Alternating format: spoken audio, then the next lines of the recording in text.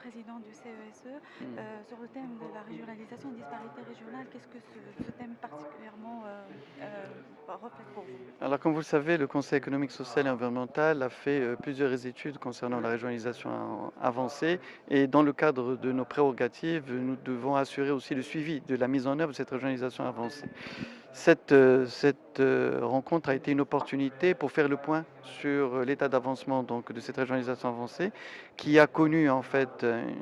un véritable démarrage avec la mise en place des conseils régionaux, avec la mise en place aussi et l'adoption des plans de développement régionaux, avec la mise en place aussi de tout l'arsenal juridique qui a été suffisamment important et le développement des moyens financiers des régions. Mais force est de constater que pour l'instant, cette dynamique n'a pas encore véritablement atteint la vitesse de croisière pour faire en sorte à ce que les citoyens puissent percevoir en fait l'avancée importante qu'est en train de réaliser notre pays. Et cela est imputable au fait que les plans de développement régionaux n'ont toujours pas fait l'objet de contractualisation entre le gouvernement et les régions, comme ça a été le cas dans le cadre du modèle de développement des provinces du Sud lancé par le souverain,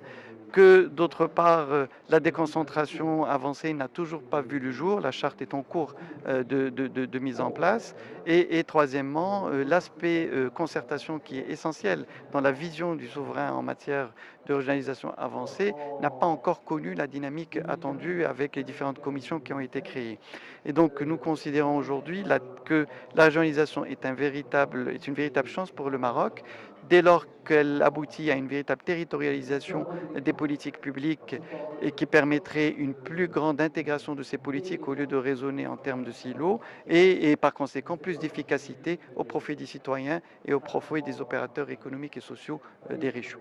Le CESE, qu'est-ce qu'il préconise comme solution justement pour accélérer un peu plus le chantier? Écoutez, le Conseil économique et social et environnemental donc, a mis l'accent sur la dynamique à mettre en place et sur ces différents chantiers que nous considérons comme étant des chantiers structurants. Et en même temps, nous avons aussi considéré qu'il était essentiel d'assurer une plus grande harmonie dans le cadre des politiques et surtout d'avoir une véritable politique de solidarité entre les régions pour pouvoir faire en sorte à ce que les régions les plus défavorisées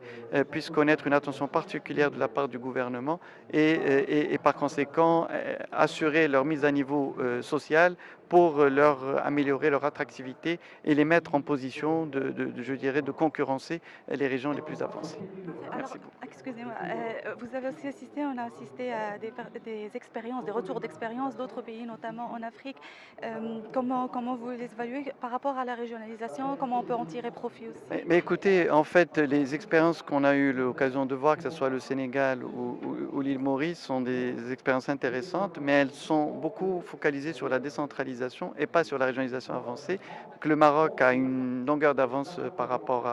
je dirais, à cela, mais il n'en demeure pas moins qu'il y a un certain nombre je dirais, d'expériences réussies qui nous ont été présentées et un certain nombre de réflexions que nous partageons aussi, qu'on pourrait exploiter dans le cadre de ce benchmark pour pouvoir aller de l'avant et dépasser les défis que doit relever notre pays.